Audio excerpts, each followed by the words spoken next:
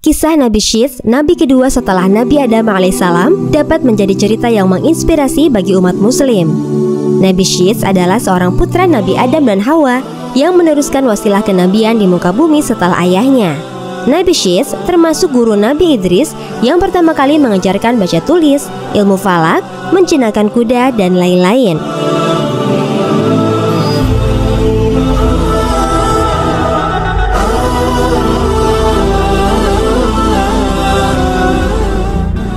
Dalam kitab Qasas Al-Anbiya disebutkan, Nabi Adam sempat menderita sakit selama 11 hari sebelum wafat. Saat masih sakit, Nabi Adam berwasiat kepada Syith untuk meneruskan wasilah kenabian.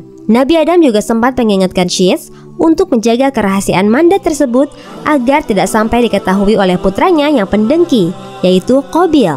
Menurut Ibnu Abbas, Syith dilahirkan ketika Nabi Adam berusia 930 tahun. Syith terpilih menjadi keturunan Adam yang menjadi nabi karena memiliki kelebihannya di segi kecerdasan, keimanan, ketakwaan, dan kepatuhan dibandingkan dengan semua anaknya saat itu.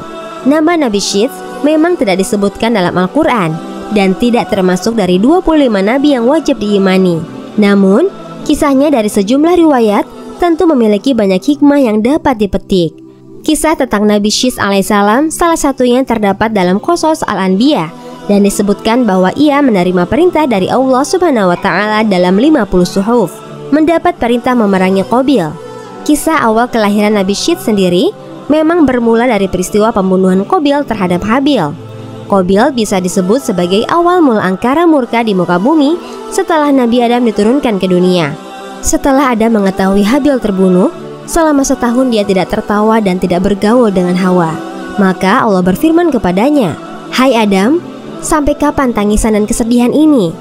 Sesungguhnya aku akan memberikan pengganti dari anak itu untukmu dengan anak yang terpercaya dan akan menjadi nabi. Dan dari keturunannya akan kujadikan para nabi hingga hari kiamat. Tandanya adalah dia akan dilahirkan sendirian. Apabila lahir anak itu, namailah dia Syith." Dalam bahasa Suryani, nama tersebut atau Syith berarti hamba Allah. Ketika Hawa mengandung sang anak, yakni Syith, kandungannya tidak terasa berat dan dia melahirkannya tanpa dengan susah payah. Hawa melahirkan Syith beberapa tahun setelah terjadinya pembunuhan Habil oleh saudaranya sendiri, yaitu Qabil. Sebelum Nabi Adam wafat, Syith menerima beberapa wasiat dari ayahnya, termasuk perintah untuk memerangi Qabil dan Nurjana. Nabi Adam memberitahukan Syith tentang akan terjadinya topan dan kehancuran alam. Selain itu, diajarkan pula kepadanya tentang waktu-waktu ibadah dalam sehari semalam. Dikeluarkan juga seutas tali dari sutra yang memuat gambaran tentang para nabi dan orang-orang yang akan menguasai dunia. Tali tersebut diturunkan kepada Adam dari surga dan diberikannya kepada Syith untuk dilipat dan disimpan di dalam tabut atau sejenis peti yang harus terkunci.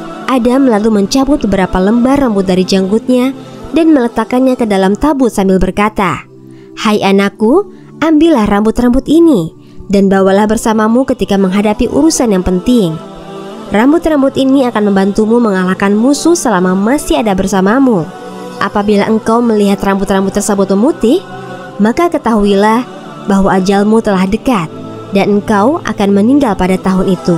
Kemudian Nabi Adam mencopot cincinnya dan memberikannya kepada Syith, serta menyerahkan tabut dan suhuf yang telah diturunkan kepadanya.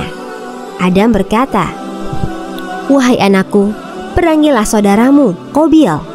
Sesungguhnya Allah akan menolongmu untuk mengalahkannya." Demikianlah wasiat terakhir yang disampaikan oleh Adam kepada anaknya, Syith. Hal itu kemudian berujung pada peperangan pertama di muka bumi setelah Nabi Adam diturunkan ke dunia. Dalam peperangan tersebut, Qabil kalah dan akhirnya menjadi tawanan. Kedua tangan Qabil dibelenggu ke atas pundak dan ia ditahan di tempat yang sangat panas hingga meninggal. Wallahu a'lam.